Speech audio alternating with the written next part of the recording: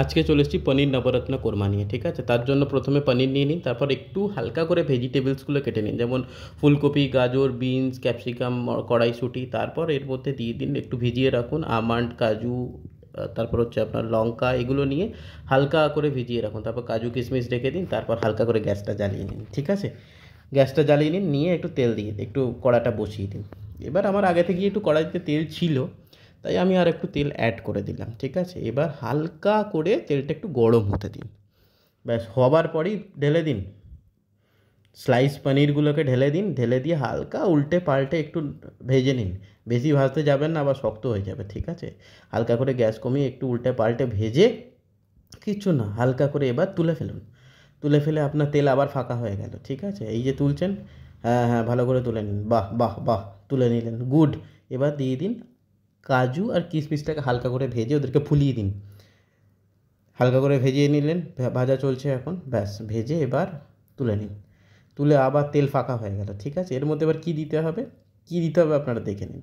প্রথমে এটি, হ্যাঁ, আপনাকে দিতে হবে হচ্ছে ভেজিটেবলস যেগুলো কেটে রেখেছেন, কিচ্ছু করতে হবে না, হালকা করে উল্টে পাল্টে ভেজে নিন। হুম, ভালো করে ভাজুন, আলু ফালু যা আছে, বিনস, কড়াই মড়াই যা দিয়েছেন সব একসাথে একবারে ভেজে নিন। একদম লাল লাল করে একটু হালকা ভেজে নিন, পারলে একটু ঢাকা দিলে দিন, না হলে না দিন, যদি দেন তো ঢাকা তুলে দিন এবার। ব্যাস তুলে দিয়ে এবার মাল তুলে সব ওতে দিয়ে দিন, যা যা মাল কেটেছিলেন সব ওতে দিয়ে দিন, ব্যাস হয়ে গেল। এবার, ও বাবা, কড়া থেকে আবার তেল চলে গেছে আবার, যাকে চলুন, প্রচুর দাম, তবু দিতে হবে, কিছু করার নেই। দিয়ে দিন একটু তেল হালকা, দিয়ে ফোড়ন দিয়ে দিন, গোটা গরম মশলার ফোড়ন দিয়ে দিন।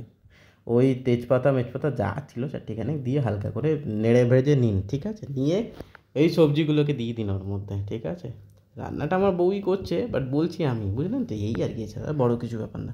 যাই হোক, ঠিক আছে, হালকা করে ভাজাভাজি হয়ে গেল। এবার মশলা দিতে হবে। কী দিতে হবে, প্রথমে দিয়ে দিন হলুদ, লঙ্কা, জিরে, ধনে, ব্যাস, আর কিচ্ছু না।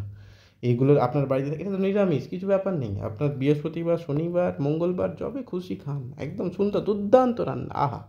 চলুন, এবার কী হলো, আপনি সমস্ত কিছু ঢেলে নিন। এবার মেন জিনিস দিতে হবে, ও বাবা, নুন, নাহলে একবারে 12টা বেজে গেল, ঠিক আছে। তারপরে কি দিতে হবে, নুন দেওয়ার পরেই কিসের পালা আছে, নুনের সাথে চিনির একটা ওতপ্রোত সংযোগ আছে, আপনাকে দিতেই হবে ওটা। চিনি দিয়ে দিলেন, একটু নয়, ভালো দিতে হবে, কারণ এটা মিষ্টি মিষ্টি খেতে, ঠিক আছে।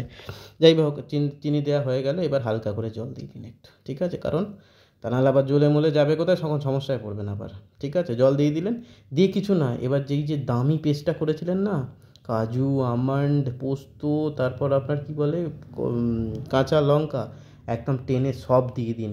আমি কিন্তু এখানে দেখালাম যে আমি সব টেনে দিয়েছি, কিন্তু না, পুরোটা দিয়েছি আমি, পুরো দেখুন, ওই দেখুন খালি বাড়িটা বসে আছে ওখানে, টেনে অনেকক্ষণ ধরে দিয়েছি আমি, কাট করে রেখেছি। চলুন, ঠিক আছে, এবার উল্টে পাল্টে নাড়িয়ে নিন।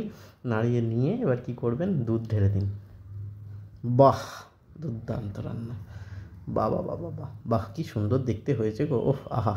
চলুন, এবার পনির ফনির দিয়ে দিই, ব্যাস, দিয়ে ঢেলে দিন। ঢেলে দিয়ে হালকা করে ওই পিসগুলো দিয়ে দিন, মানে কড়াইশুঁটিটা ঢেলে দিন, অনেকটা দিয়েছে গো।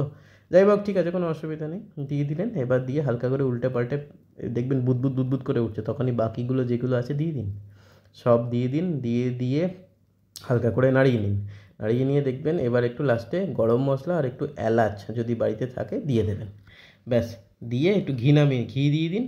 ঘি দিয়ে আবার নামিয়ে দিন। নামিয়ে দিয়ে রুটি, পরোটা, লুচি, যার সাথে ইচ্ছা সার্ভ করে দিন। দেখুন, খেয়ে দুর্দান্ত লাগবে, দুর্দান্ত।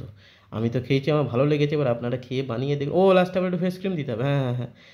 যা হলো না হলো, কেমন হলো, কমেন্টটা অবশ্যই জানাবেন। চলুন, আজকের জন্য টাটা।